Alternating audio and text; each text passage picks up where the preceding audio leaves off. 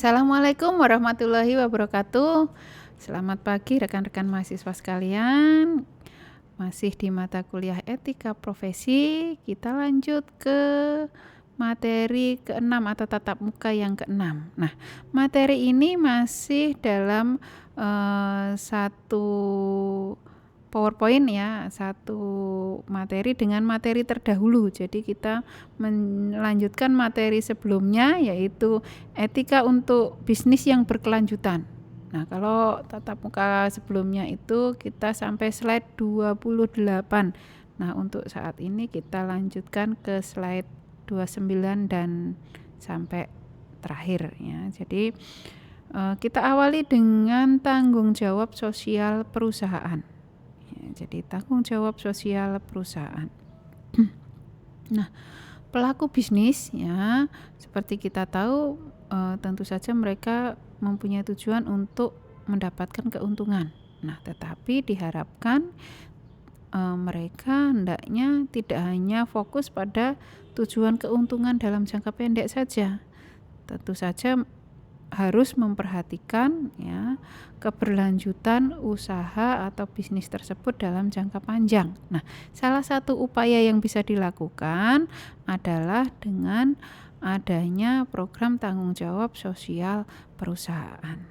Ya, jadi bagaimana perusahaan memberikan tanggung jawab sosialnya bagi masyarakat. Nah, sebelum kita bahas lebih jauh mengenai tanggung jawab sosial perusahaan, nah di sini ada syarat tanggung jawab moral. Jadi kapan tanggung jawab moral itu bisa dimintakan atau dituntut terhadap seseorang ya, ataupun mungkin terhadap suatu perusahaan atau pelaku bisnis ya. Yang pertama, bila mana tindakan dilakukan dengan sadar dan tahu ya. Jadi tuntutan untuk bertanggung jawab ya hanya bisa diminta pada seseorang kalau dia bertindak dengan sadar dan tahu bahwa tindakan tersebut benar atau salah beserta konsekuensinya ya. Jadi bisa membedakan mana tindakan yang benar, mana tindakan yang salah, dan apa konsekuensinya. Ya, jadi tanggung jawab di sini kita tidak bisa tuntut atau minta dari misalnya anak kecil yang belum bisa membedakan mana yang salah, mana yang benar, atau bahkan pada orang gila ya, yang bertindak walaupun mungkin mengancam ya misalnya ataupun merugikan orang lain, tetapi kita tidak bisa memintakan tanggung jawab ya, terhadap apa yang sudah dia lakukan, walaupun apa yang dilakukan itu mungkin merugikan orang lain atau pihak lain. Kemudian harus ada kebebasan. Jadi tanggung jawab di sini bisa dituntut bila mana tindakan tersebut dilakukan secara bebas, bukan dalam keadaan terpaksa ataupun dipaksa. Kemudian yang ketiga, orang yang melakukan tindakan tertentu tersebut memang mau melakukannya. Jadi di sini seseorang dianggap tidak bertanggung jawab secara moral atas apa yang dilakukan bila mana dilakukan karena ia tidak bisa bertindak secara lain, nggak ada pilihan lain ya, dia harus melakukan itu ya, sehingga kita tidak bisa mintakan pertanggungjawabannya. Nah, jadi keadaan terpaksa tadilah yang mungkin bisa membebaskan seseorang dari tanggung jawab moral ya, kalau dia memang terpaksa melakukan tindakan tersebut yang berdampak atau mungkin bisa merugikan orang atau pihak lain.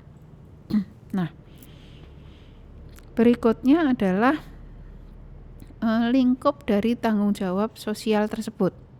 Kita lihat yang pertama,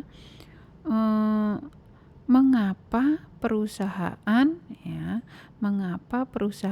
ya terlibat dalam kegiatan-kegiatan sosial kemasyarakatan ya, terutama tentu di masyarakat sekitar ya. Ada beberapa alasan mengapa perusahaan penting atau perlu ya terlibat dalam kegiatan sosial masyarakat di sekitarnya. Yang pertama, nah, perusahaan ya, jadi beserta seluruh anggotanya, ya, merupakan bagian integral atau yang menyatu terhadap masyarakat, sehingga mereka harus ikut bertanggung jawab atas kemajuan maupun kebaikan masyarakat. Jadi keberadaan perusahaan itu merupakan bagian dari masyarakat, ya, sehingga untuk kebaikan dan kemajuan masyarakat mereka juga ikut bertanggung jawab. Kemudian keterlibatan perusahaan dalam kegiatan sosial itu juga bisa sebagai kontribusi ataupun balas jasa terhadap penggunaan sumber daya alam yang sudah dia gunakan, ya. Jadi harus memberikan kontribusi pada masyarakat, memberikan kontribusi positif bagi masyarakat. Kemudian alasan yang berikutnya, keterlibatan tersebut merupakan, ya, komitmen moral dari perusahaan, ya, agar kegiatan bisnisnya tidak hanya menguntungkan bagi perusahaannya, ya, tetapi juga sekaligus tidak merugikan kepentingan masyarakat. Nah, dengan adanya keterlibatan sosial tersebut, maka diharapkan bisa terjalin hubungan yang baik antara perusahaan dengan masyarakat sekitarnya, yang pada akhirnya nanti selain juga menguntungkan bagi masyarakat karena menjadi lebih maju, lebih baik, keberadaan perusahaan pun juga diuntungkan. Mereka bisa beroperasi atau mendapat keuntungan atau menjalankan bisnis yang berkelanjutan dalam jangka panjang. Nah, kemudian berikutnya, keuntungan ekonomis dilihat sebagai lingkup tanggung jawab moral dan sosial, ya.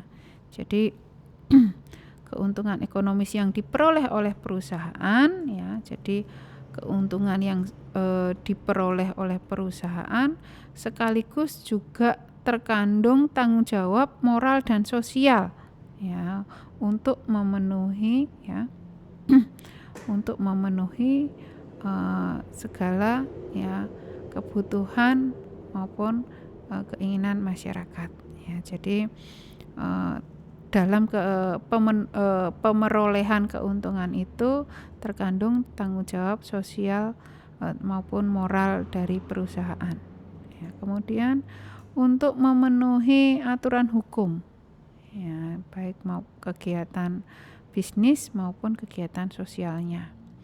Kemudian menghormati hak dan kepentingan stakeholder ataupun pihak terkait, ya, baik yang mempunyai kepentingan langsung ataupun tidak langsung dengan kegiatan bisnis perusahaan.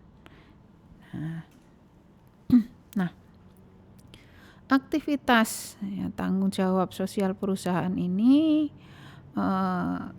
ada dua sisi.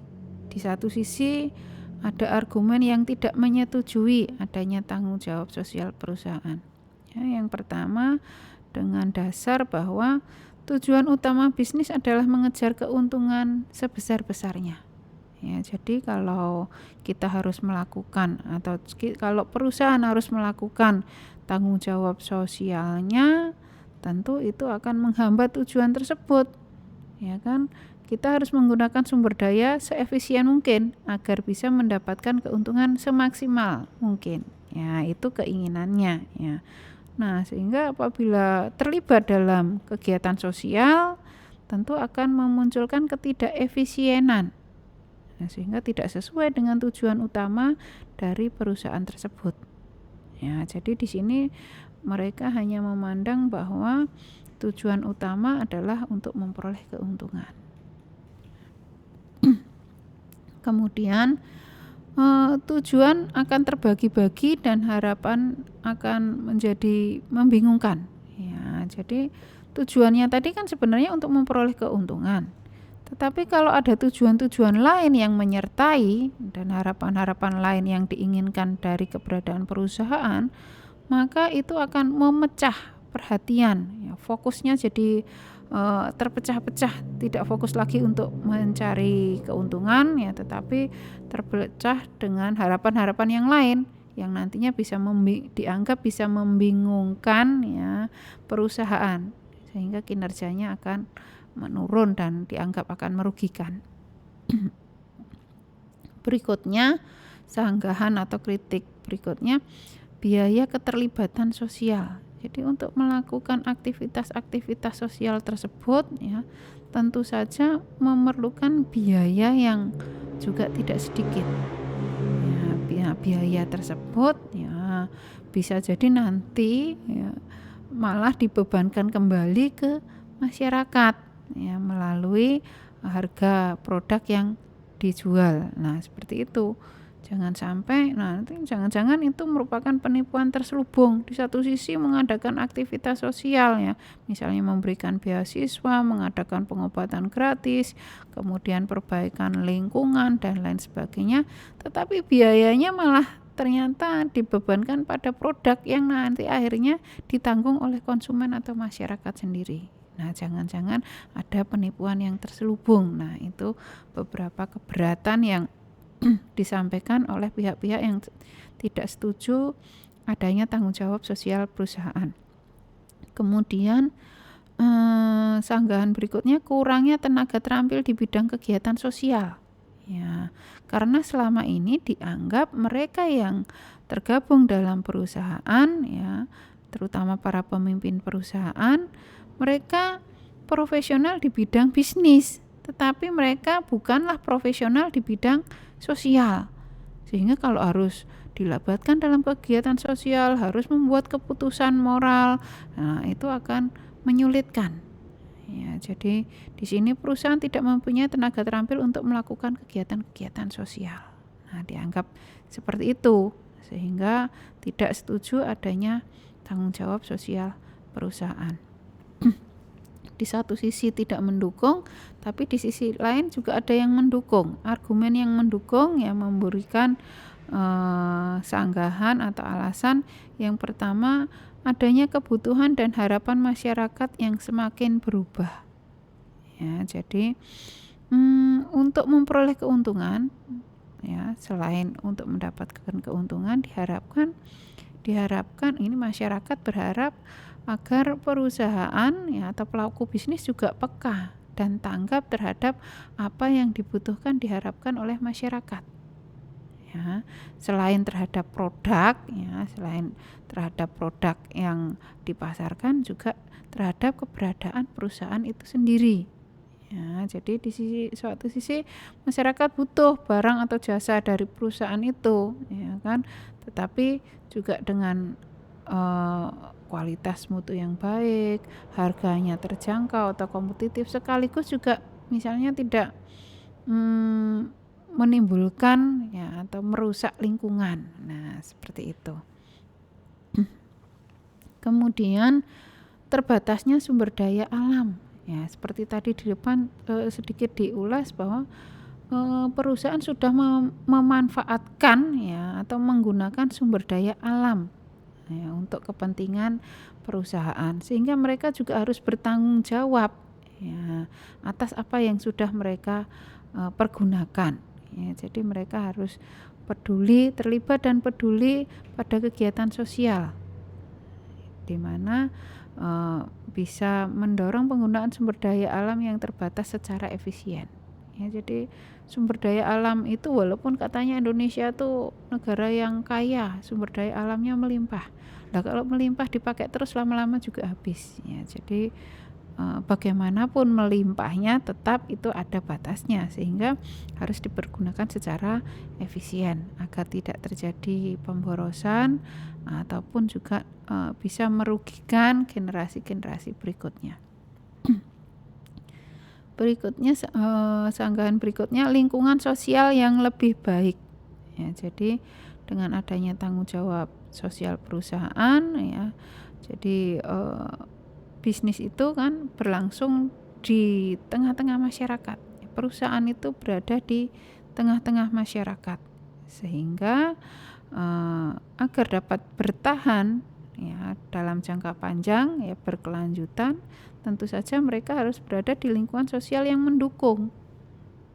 Ya, bagaimanapun itu akan mempengaruhi jalannya atau keberlanjutan keberadaan perusahaan. Sehingga tentu saja mereka harus mengupayakan untuk mendapatkan ataupun untuk mengusahakan agar lingkungan sosialnya menjadi baik.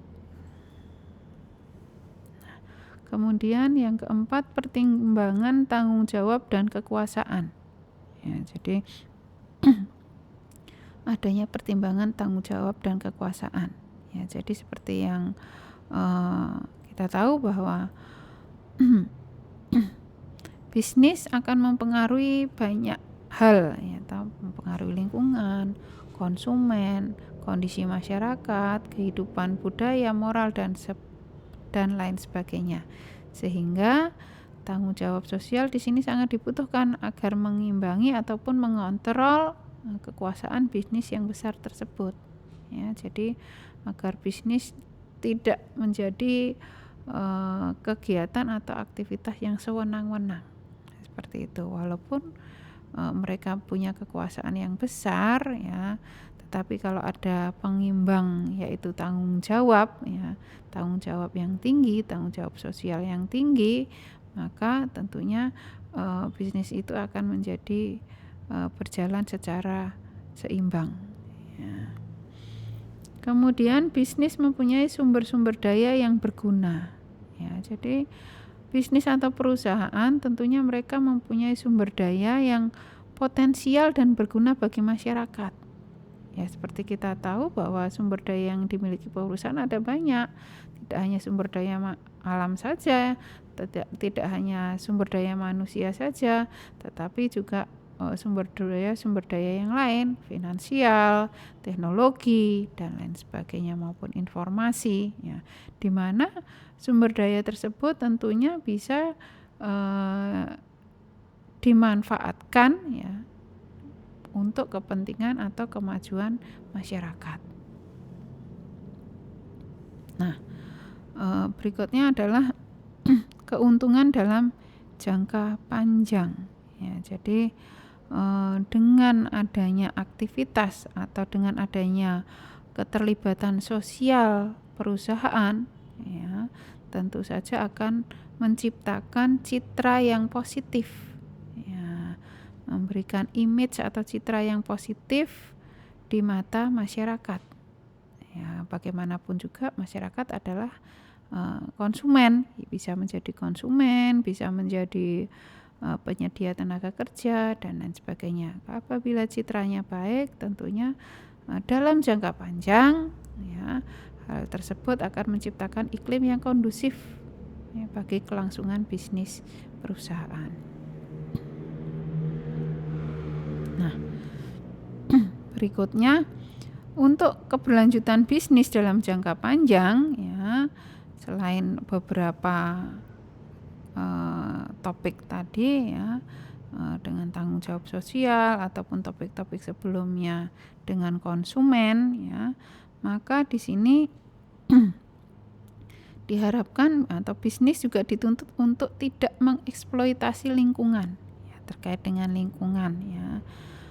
Di sini diharapkan bisnis dituntut tidak mengeksploitasi lingkungan, walaupun penggunaan sumber daya alam saat ini sangat menguntungkan, tapi diharapkan penggunaan sumber daya alam tersebut tidak dengan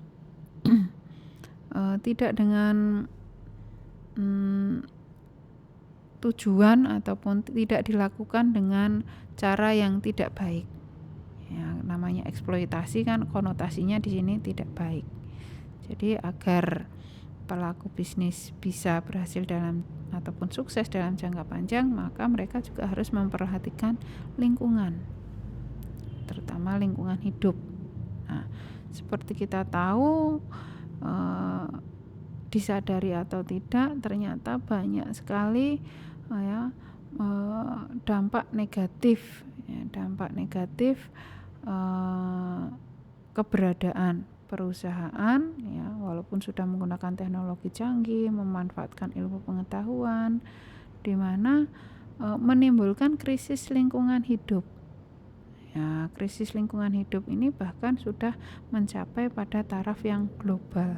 Ya, tidak hanya di Indonesia tapi juga dialami di berbagai belahan dunia yang lain. Nah, ada beberapa masalah lingkungan hidup global.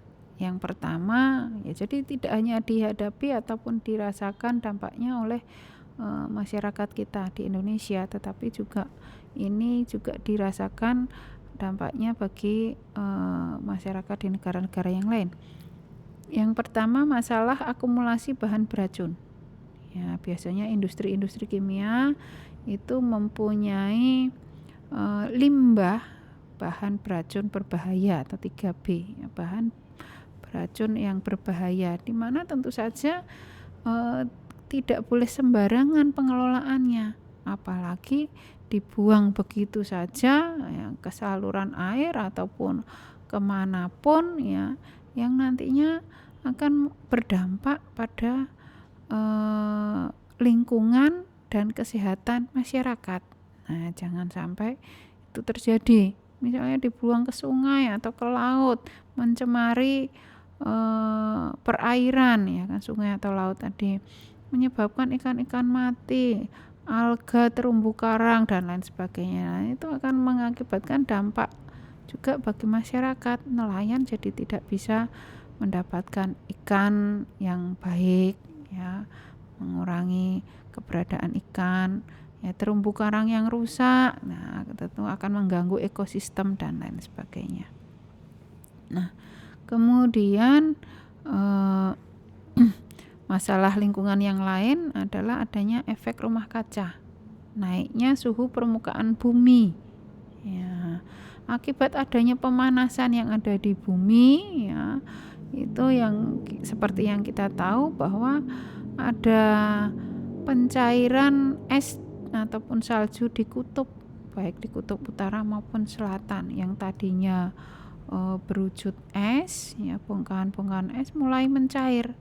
Nah, itu kalau dilaporkan bahwa setiap tahun berapa meter kubik es mencair. Nah, seperti itu. Nah, dampaknya apa? Ya, dampaknya bisa jadi negara-negara yang tempatnya rendah atau kota-kota di pinggir laut akan tergenang ya, walaupun beberapa negara sudah mengatasinya, sudah bisa ataupun ada yang mulai mengatasinya,